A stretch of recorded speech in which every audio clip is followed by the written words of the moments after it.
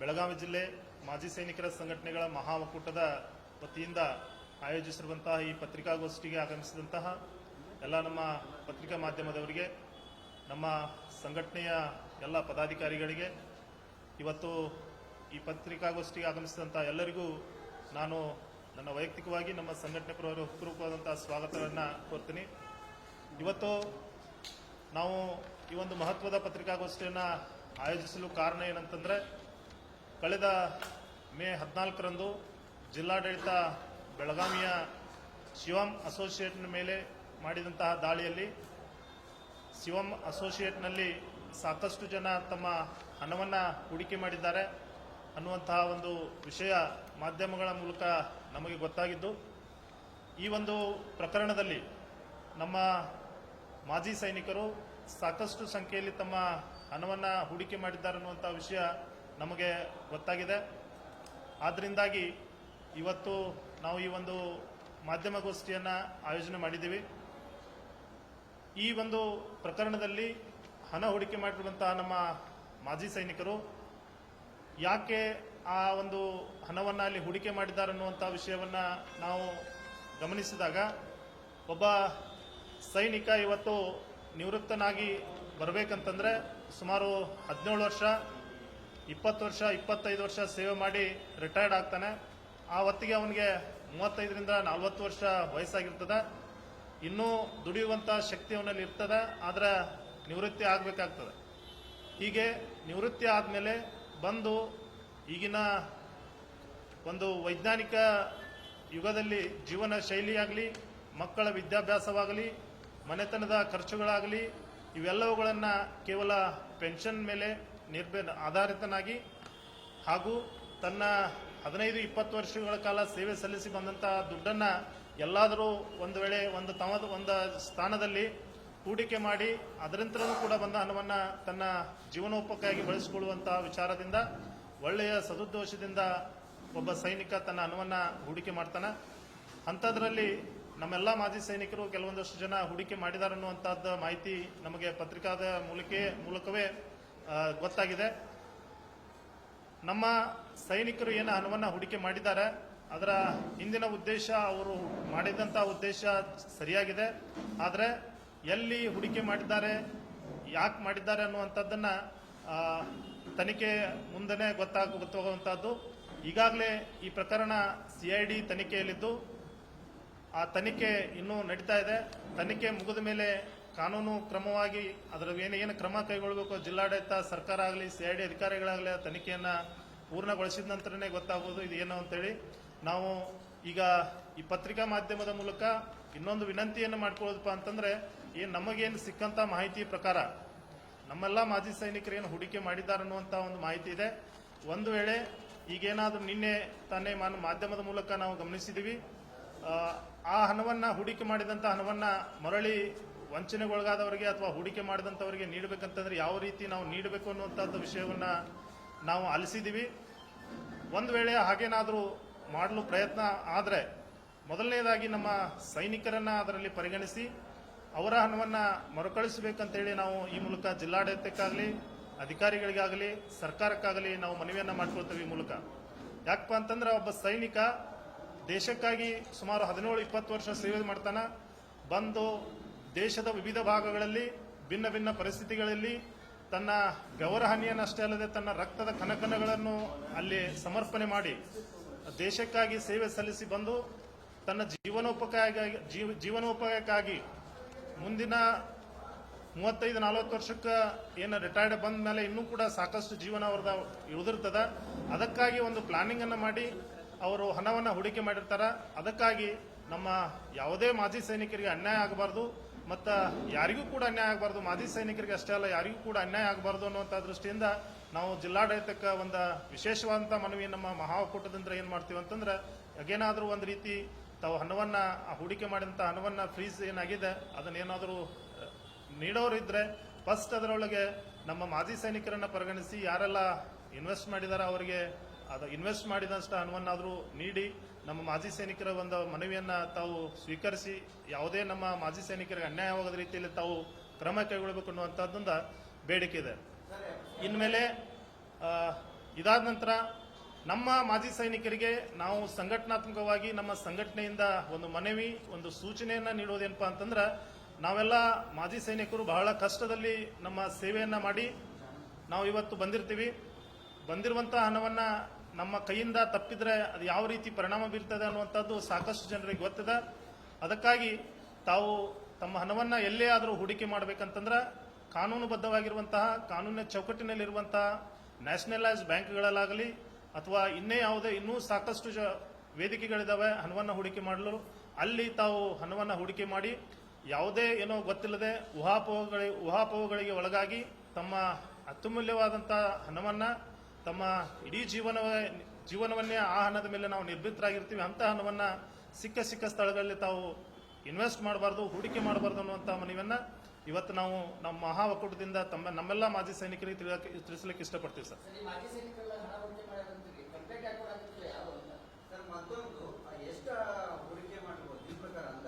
Sir, ಇದ್ರ ಬಗ್ಗೆ ನಮಗೆ ಇನ್ನೂವರೆಗೂ ನಮಗೂ ಕೂಡ ನಾವು ಸಂಘಟನಾತ್ಮಕವಾಗಿ ಏನು ಇವತ್ತು ಪ್ರೆಸ್ ಮೀಟ್ ಮಾಡಿದ್ವಿ, ಇಲ್ಲಿವರೆಗೂ ನಮಗೆ ಯಾವುದೇ ಮಾಹಿತಿ ಇಲ್ಲ ಸರ್ ಇದ್ರ ಬಗ್ಗೆ. ನಮ್ಮ ಎಷ್ಟು ಜನ ಮಾಜಿ ಸೈನಿಕರು ಹೂಡಿಕೆ ಮಾಡಿದಾರೆ ಅನ್ನೋದು ಗೊತ್ತಿಲ್ಲ. ಮಾಧ್ಯಮದ ಮೂಲಕನೇ ಗೊತ್ತಾಗಿರೋದು, ಸಾವಿರಾರು ಸಂಖ್ಯೆಯಲ್ಲಿ ಮಾಜಿ ಸೈನಿಕರಲ್ಲಿ ಹೂಡಿಕೆ ಮಾಡಿದಾರೆ ಅನ್ನೋಂಥದ್ದು ಮಾಧ್ಯಮದ ಮೂಲಕ ಗೊತ್ತಾಗಿದ್ದು. ನಮ್ಮ ಸಂಘಟನೆಗೆ ಅಥವಾ ನಮಗಾಗಲಿ ಇನ್ನೂವರೆಗೂ ಯಾರು ನಾವು ಇನ್ವೆಸ್ಟ್ ಮಾಡಿದೀವಿ, ನಾವು ಇಷ್ಟು ಇನ್ವೆಸ್ಟ್ ಮಾಡಿದೀವಿ ಅಂತ ನಮಗೆ ಗೊತ್ತಿಲ್ಲ.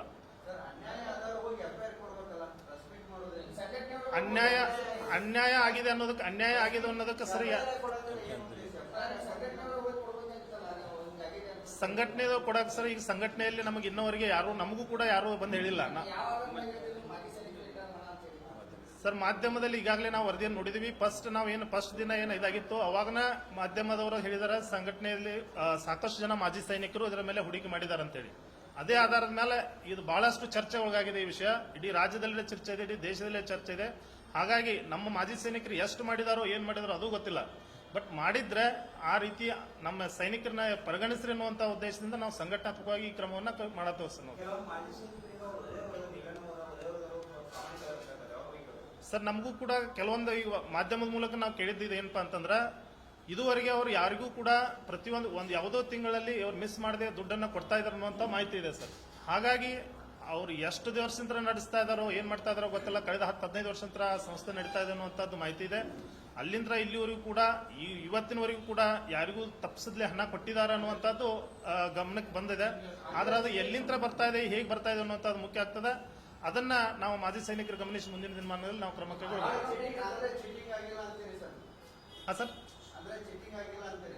ಸರ್, ಚೀಟಿಂಗ್ ಆಗಿಲ್ಲ ಅನ್ನೋದಕ್ಕೆ ಇನ್ನು ನಮ್ಗೆ ಯಾವುದೇ ಇಲ್ಲ. ಈಗಾಗಲೇ CID ತನಿಖೆಯಲ್ಲಿದೆ. ತನಿಖೆ ಮುಗಿದ ಮೇಲೆ ಗೊತ್ತಾಗೋದು ಚೀಟಿಂಗ್ ಆಗಿದೆ, ಮೋಸ ಆಗಿದೆ, ವಂಚನೆ ಆಗಿದೆ ಅನ್ನುವಂಥದ್ದು ಪ್ರಕರಣದ ತನಿಖೆ ಮುಗಿದ ಮೇಲೆ ಗೊತ್ತಾಗೋದು ಸರ್. ಸರ್, ನಾವು ಯಾರಿಗೂ ಭೇಟಿಯಾಗಿಲ್ಲ. ನಿನ್ನೆ ಇದ್ರ ಪತ್ರಿಕಾಗೋಷ್ಠಿಯನ್ನು ನಡೆಸಬೇಕಂತೇಳಿ ನಾವು ಏನು ನಿನ್ನೆ ಕಮಿಷನರ್ ಸರ್ ಭೇಟಿಗೆ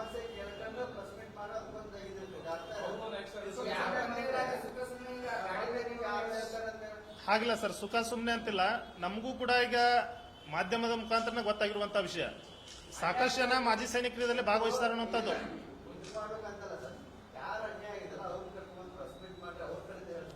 ಅನ್ಯಾಯ ಆಗೈತೆ ಅಂತ ಹೇಳ ಸರ್. ಈಗ ಯಾರು ಅನ್ಯಾಯ ಆಗೈತೆ ಅಂತ ಬಂದಿಲ್ಲ.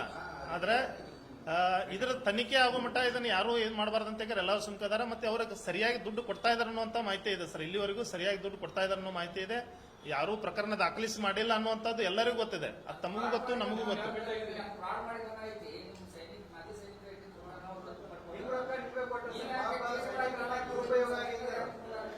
ಏನ್ ಸರ್? ಅಲ್ಲ, ಸೈನಿಕರ ಮುಂದೆ ಅಲ್ಲ, ನಮ್ಮ ಕಡೆ ಯಾರಾದ್ರೂ ಬಂದ್ರೆ ಗೊತ್ತಾಗೋದಿಲ್ಲ ಸರ್. ಈಗ ಯಾರಾದ್ರೂ ಆ ರೀತಿ ನಮ್ಮ ಕಡೆ ಯಾರಾದ್ರೂ ಬಂದ್ರೆ, ನಾವು ಇಂತ ಇನ್ವೆಸ್ಟ್ ಮಾಡಿದೀವಿ, ನಮ್ ಮೋಸ ಆಗಿದೆ, ನಮ್ಮ ಕಡೆ ಬಂದ್ರೆ ನಾವು ಕೂಡ ಜಿಲ್ಲಾಧಿಕಾರಿ ಅವರಿಗೆ ಅವ್ರು ಎಷ್ಟು ಜನ ಸೇರಿದಾರೆ ಅನ್ನೋದನ್ನ ಕೊಡ್ಬೋದು. ನಮ್ ಜೊತೆ ನಮ್ಮ ತರ ಬಂದ್ರ. ಈಗ ನಾವು ಸಂಘಟನಾತ್ಮಕವಾಗಿ ಏನ್ ಮಾಡ್ಬೇಕಾಗಿದೆ, ನಾವು ನಮ್ಮ ಮಾಜಿ ಸೈನಿಕರಿಗೆ ಜಾಗೃತಿಯನ್ನು ಮಾಡಬೇಕಾಗಿದೆ. ಅದಕ್ಕಾಗಿ ನಾವು ಇನ್ನು ಮುಂದೆ ಈ ರೀತಿ ಯಾವುದಂತ ಘಟನೆ ಆಗಬಾರ್ದು ಅನ್ನುವಂತ ಒಂದು ಜಾಗೃತಿ ಮೂಡಿಸುವ ಸಲುವಾಗಿ ಈ ಒಂದು ಕಾರ್ಯಕ್ರಮವನ್ನು ನಾವು ಇಟ್ಕೊಂಡಿದ್ದೀವಿ ಸರ್.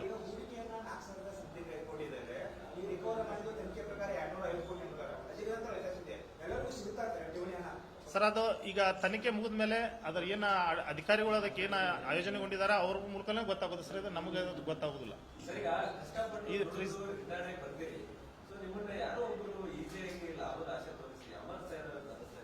ಹೌದು ಸರ್, ಈ ರೀತಿ ಪ್ರಕರಣಗಳು ಸಾಕಷ್ಟು ಆಗಿದಾವ.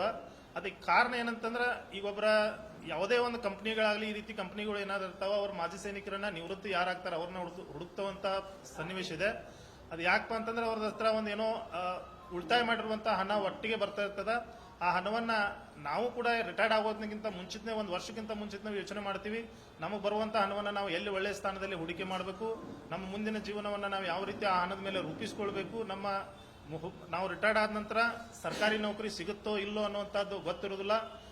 ಕೇವಲ 8-10 ಸಾವಿರ ರೂಪಾಯಿಗಳಿಗಾಗಿ ನಾವು ಇವತ್ತು ಸೆಕ್ಯೂರಿಟಿ ಗಾರ್ಡ್ಗಳಲ್ಲಿ ಇನ್ನಿತರ ಪ್ರೈವೇಟ್ ಸೆಕ್ಟರ್ಗಳಲ್ಲಿ ನಮ್ಮ ಮಾಜಿ ಸೈನಿಕರು ಇವತ್ತು ಸೇವೆಯನ್ನು ಮಾಡ್ತಿರ್ತಾರೆ. 35-45 ವರ್ಷಕ್ಕೆ 20 ಸಾವಿರ 25 ಸಾವಿರ ಪೆನ್ಷನ್ ಮೇಲೆ ಅವರ ಕೆಲಸ ನಡೆಯೋದಿಲ್ಲ. ಹಾಗಾಗಿ ಬಂದಿರುವಂತಹ ಹಣ ವೇಸ್ಟ್ ಆಗಬಾರ್ದು, ಅದರಿಂದ ನಾವು ನಮ್ಮ ಜೀವನೋಪಾಯವನ್ನು ಮಾಡೋಣ ಅನ್ನುವಂಥ ಒಂದು ದೃಷ್ಟಿಯಿಂದ ನಮ್ಮ ಮಾಜಿ ಸೈನಿಕರು ಹೂಡಿಕೆ ಮಾಡ್ತಾರೆ.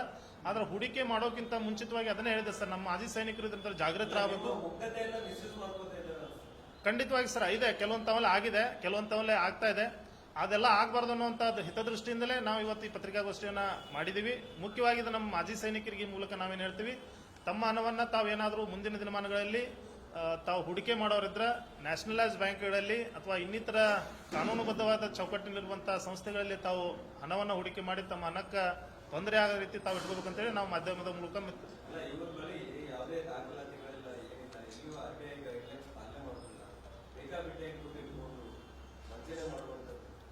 ಆಗಿದೆ ಸರ್. ಅದಕ್ಕಾಗಿ ಈಗ ತನಿಖೆ ನಡೆದಿದೆ. ಆ ತನಿಖೆ ನಡೆದ ಮೇಲೆ ನಮಗೆ ಇದ್ರ ಬಗ್ಗೆ ಗೊತ್ತಾಗೋದು, ಅದು ಎಷ್ಟು ನಿಜ ಇದೆ, ಎಷ್ಟು ಸುಳ್ಳಿದೆ, ಮೋಸ ಆಗಿದೆಯೋ ಇಲ್ಲೋ ಅನ್ನೋಂಥ ಗೊತ್ತಾಗೋದು ತನಿಖೆನ ಮುಗಿದ ಮೇಲೆ ಗೊತ್ತಾಗೋದು. ಮನವಿ ಸರ್, ನಾವು ಮಾನ್ಯ ಜಿಲ್ಲಾಧಿಕಾರಿಗಳಿಗೆ ಮನವಿ ಕೊಡ್ಬೇಕನ್ನು ಅನ್ಕೊಂಡಿದೀವಿ. ಆದ್ರೆ ನಮ್ಮ ಕಡೆನೂ ಇದುವರೆಗೂ ಯಾರೂ ಮಾಜಿ ಸೈನಿಕರು ಬಂದಿಲ್ಲ. ನಮಗಿದೆ ಮನವಿಯನ್ನ ಕೊಡ್ತೀವಿ ಸರ್ ನಾವು ಮಾನ್ಯ ಜಿಲ್ಲಾಧಿಕಾರಿಗಳಿಗೆ. ಇನ್ನೊಂದು 1-2 ದಿನದಲ್ಲಿ ನಮ್ಮ ಸಂಘಟನೆ ಪರವಾಗಿ ಬೆಳಗಾವಿ ನಮ್ಮ ಮಾನ್ಯ ಜಿಲ್ಲಾಧಿಕಾರಿಗಳಿಗೆ ಮನವಿ ಕೊಡಬೇಕಂತ ವಿಚಾರ ಇದೆ.